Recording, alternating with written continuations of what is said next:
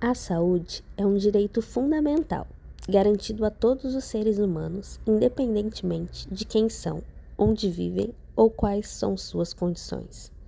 Mas para que esse direito seja plenamente realizado, precisamos garantir que o acesso aos cuidados de saúde seja verdadeiramente igualitário. Isso significa que não deve haver espaços para preconceitos ou privilégios dentro do sistema de saúde.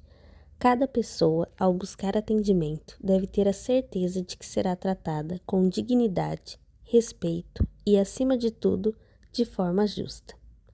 Infelizmente, a realidade mostra que, ao longo da história, o acesso à saúde tem sido desigual.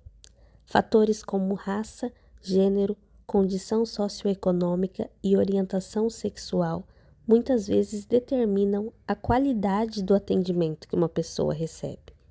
Essas desigualdades não são apenas injustas, elas são prejudiciais, pois afetam diretamente a saúde e o bem-estar de indivíduos e comunidades inteiras. Imagine entrar em um hospital e ser tratado de forma diferente simplesmente por causa da cor de sua pele, de como você se identifica ou do quanto você pode pagar. Isso não deveria acontecer. Todos nós merecemos o mesmo cuidado, a mesma atenção, independente das nossas diferenças. Para entender a importância do princípio da igualdade no SUS, é crucial lembrar como era a realidade antes de sua criação. Quantos filhos a senhora já teve? 16 filhos. E agora a senhora tem quantos? Tenho 7. Com esse que vai nascer? Sim, senhora. O primeiro morreu com 10 meses com diarreia. O segundo? Com diarreia também. O terceiro? O terceiro morreu com 5 anos. O médico não disse nem que tinha morrido. Eu levei com 24 horas e morreu. A saúde era um favor, ninguém tinha obrigação de atender. O que acontecia? Aqueles que tinham carteira assinada tinham direito à assistência médica pelo antigo INPS, assistência médica pelo INAMPS, que era o Instituto Nacional de Assistência Médica. Quem não tinha carteira assinada, que eram todos os informais, trabalhadores informais, e especialmente todos os trabalhadores do campo, e o Brasil era um país rural naquela época, isso não tinha direito a nada. Essa história nos mostra o quão cruel e injusto era o sistema de saúde brasileiro antes da Constituição de 1988 e da Lei 8.080, conhecida como a Lei Orgânica da Saúde. A saúde não era um direito garantido a todos, e o acesso aos cuidados dependia de fatores como renda ou influência social. As consequências eram trágicas, como a morte de crianças por doenças evitáveis. O princípio da igualdade no SUS veio justamente para transformar essa realidade. Ele garante que todos têm o direito de receber atendimento de saúde, independente de sua condição social, econômica ou qualquer outra característica. O SUS foi criado para assegurar que ninguém seja deixado de lado e que todos tenham as mesmas oportunidades de viver com saúde e dignidade. Para combater essas desigualdades, a Constituição Federal de 1988 estabelece a saúde como um direito de todos e dever do Estado. No artigo 196, a Constituição afirma que é responsabilidade do Estado garantir políticas sociais e econômicas que visem a redução do risco de doenças e ao acesso universal e igualitário às ações e serviços de saúde para a promoção, proteção e recuperação da saúde. Esse artigo é fundamental para o princípio da igualdade no SUS, que visa assegurar que ninguém seja discriminado ou negligenciado ao buscar cuidados de saúde. Quando preconceitos e privilégios entram em jogo, as consequências podem ser devastadoras. Pacientes de minorias raciais, por exemplo, muitas vezes enfrentam barreiras que vão desde a dificuldade de comunicação até a falta de compreensão cultural. Isso pode resultar em diagnósticos errados, tratamentos inadequados e, em muitos casos, na deterioração de sua saúde. Enquanto isso, aqueles que têm maior poder aquisitivo muitas vezes conseguem acesso a tratamentos mais avançados, médicos mais experientes e instalações mais modernas, ou até mesmo atendimento mais rápido só por ser amigo ou familiar do doutor.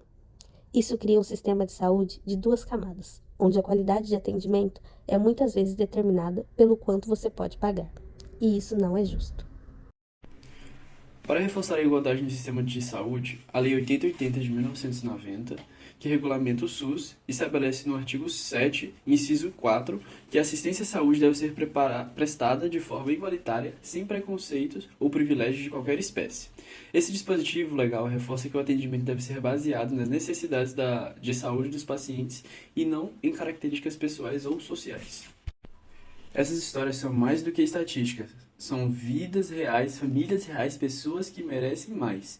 Em um mundo ideal, o cuidado à saúde deveria ser oferecido com base apenas nas necessidades médicas do paciente, e não em sua capacidade financeira ou em qualquer outra característica pessoal. No entanto, a realidade ainda está longe disso. As consequências são visíveis na disparidade de resultados de saúde entre diferentes grupos da população. Mas o que podemos fazer para mudar essa realidade? A primeira estratégia é investir na educação contínua dos profissionais de saúde. É essencial que eles recebam treinamento em diversidade e inclusão para que possam reconhecer e superar quaisquer preconceitos inconsistentes que possam influenciar no seu trabalho. Esse treinamento não é apenas sobre aprender a tratar os outros com respeito. É sobre entender as complexidades da diversidade humana e como elas afetam a saúde. Além disso, as políticas de acesso igualitário devem ser uma prioridade para todos os governos e instituições de saúde. Isso significa criar sistemas que garantam que todos os pacientes recebam o mesmo nível de cuidado, independentemente de sua situação econômica ou social. O ambiente de saúde livre de preconceitos também é essencial. Isso envolve promover uma cultura de respeito, onde todos os pacientes e profissionais sejam tratados com dignidade. E mais, precisamos garantir que os recursos de saúde sejam distribuídos de maneira justa e equitativa. Os cuidados médicos devem ser baseados nas necessidades de saúde das pessoas e não em sua capacidade de pagar ou seu status social. Os profissionais de saúde eles estão na linha direta dessa luta por igualdade. Eles têm a responsabilidade de garantir que cada paciente seja tratado como um indivíduo único, com suas próprias necessidades e circunstâncias. Isso requer uma abordagem baseada na empatia, onde o profissional de saúde ele não apenas escuta, mas ele realmente entende e valoriza a experiência do paciente.